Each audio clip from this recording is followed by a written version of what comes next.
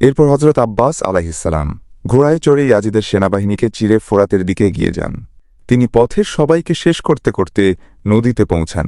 সেখানে পৌঁছে তিনি পান করার জন্য হাতে কিছু পানি নেন, কিন্তু যেই তার মনে পড়ে যে তার পরিবার তৃষ্ণার্ত, তিনি হাত থেকে পানি ফেলে দেন।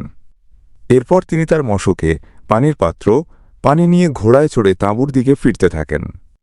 কিন্তু তখনই কিছু শত্রু তার বাহুতে আক্রমণ করে এবং তার একটি বাহু কেটে দেয়। তিনি অন্য হাতে মশকটি ধরে নেন, কিন্তু তার অন্য হাতটিও কেটে দেওয়া হয়। তখন তিনি মুখে মস্কটি ধরে নেন, কিন্তু এরপর তাকে শহীদ করে দেওয়া হয়। ইমাম হুসাইন হযরত আব্বাসের দিকে এগিয়ে গেলে তিনি বলেন, ভাই, আমাকে ক্ষমা করবেন, আমি আপনার জন্য পানি আনতে পারলাম না। এই বলে তিনিও শহীদ হয়ে যান। ইমাম হুসাইন আলাইহিসসালাম তার এই শাহাদাতে ভেঙে পড়েন। এরপর ইমাম হুসাইন আলাইহিসসালাম তার 6 মাসের পুত্র আলী আসগরকে তাদের সামনে নিয়ে আসেন এবং বলেন, আমার জন্য না হোক, অন্তত এই শিশুর জন্য তো পানি দাও। কিন্তু এক জালিম জনাব আলী আসগরের গলায় তীর মেরে তাকে শহীদ করে দেয়। ইমাম হুসাইন আলাইহিসসালাম জনাব আলী আসগরের রক্ত উপরে ছুঁড়ে দিয়ে বলেন, হে আল্লাহ, আমার এই কুরবানিকে মনে রেখো। এখন ইমাম হুসাইনের সব সঙ্গী শহীদ হয়ে গিয়েছিলেন এবং তিনি একা রয়ে গিয়েছিলেন। তার শরীরে অনেক অসুস্থ ছিল এবং তিনিও যুদ্ধ করে ক্লান্ত হয়ে পড়েছিলেন। তার উপর তৃষ্ণার তীব্রতা, যেখানে একজন সাধারণ মানুষের পক্ষে নড়াচড়া করাও সম্ভব নয়। তিনি শত্রুদের সামনে দৃঢ়ভাবে দাঁড়িয়েছিলেন। ইমাম হুসাইন তার পরিবারের কাছে যান, তাদের বিদায় জানান এবং কুফার জনগণকে শেষ চিঠি লিখে বলেন, তোমরা আমাকে চিঠি পাঠিয়ে ডেকেছিলে, কিন্তু এখন তোমরা নিজেদের প্রতিশ্রুতি থেকে সরে গেছো। এখন ইনশাআল্লাহ কিয়ামতের দিন দেখা হবে। এরপর তিনি তার ঘোড়া জুলজানাহতে চড়ে হাতে জুলফিকার নিয়ে ময়দানে আসেন। তার সামনে হাজার হাজার সৈন্যের বাহিনী ছিল এবং তিনি একা ছিলেন, কিন্তু হার মানতে প্রস্তুত ছিলেন না। একদিকে তারা সংখ্যায় ডাইনোসরের মতো ছিল এবং অন্যদিকে ইমাম হুসাইন ছিল এক নির্ভীক সিংহ।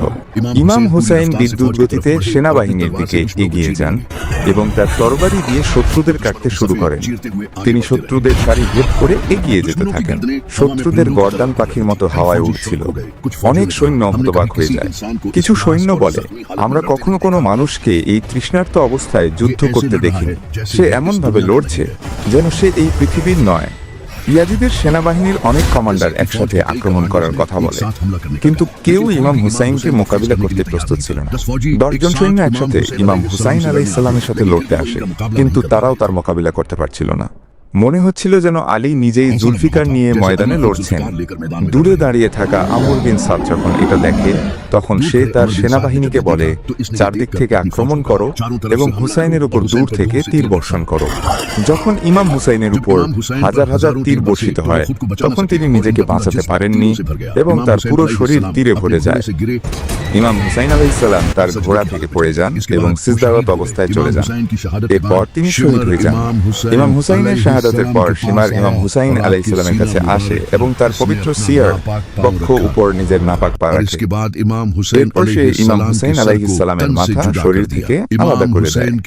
ইমাম হুসাইনের তাঁবুগুলো লুট করা হয়, তার নারী ও শিশুদের বন্দী বানানো হয়। ইমাম হুসাইনের শাহাদাতের পর এমন এক বিপ্লব আসে যা আজও বিদ্যমান। যখন কুফার লোকেরা ইমাম হুসাইনের শাহাদাতের কথা জানতে পারে, তখন তারা ইমাম হুসাইনের কবরের কাছে এসে শপথ নেয় যে তারা ইয়াজিদের বিরুদ্ধে শেষ নিঃশ্বাস পর্যন্ত লড়বে। তাদের বিচার আমাদের তলোয়ারই করবে। এরপর তারা ইয়াজিদের বিরুদ্ধে যুদ্ধ করে শহীদ হয়। এরপর মক্কায় আব্দুল্লাহ বিন জুবাইর ইয়াজিদের বায়াত নিতে অস্বীকার করেন।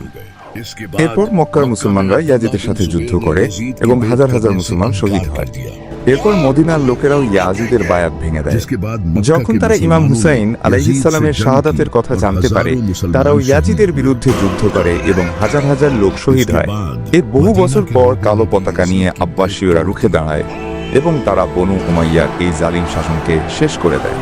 ইমাম হুসাইনের রক্ত থেকে এমন এক বিপ্লব শুরু হয়েছিল যা তার শাহাদাতের শত শত বছর পরেও চলমান ছিল। যেমন 1957 সালে ইরানে বিপ্লব আসার আগে সেখানে শাহ মোহাম্মদ রেজা পাহলভির শাসন ছিল, যে পশ্চিমা দেশগুলোর গোলাম হয়েছিল। যেমন ইসরায়েল ও আমেরিকা, যেখানে আজ ইরান তাদের সবচেয়ে বড় শত্রু, সেখানে একসময় এমনও ছিল যখন ইরানের সাথে তাদের খুব ভালো সম্পর্ক ছিল।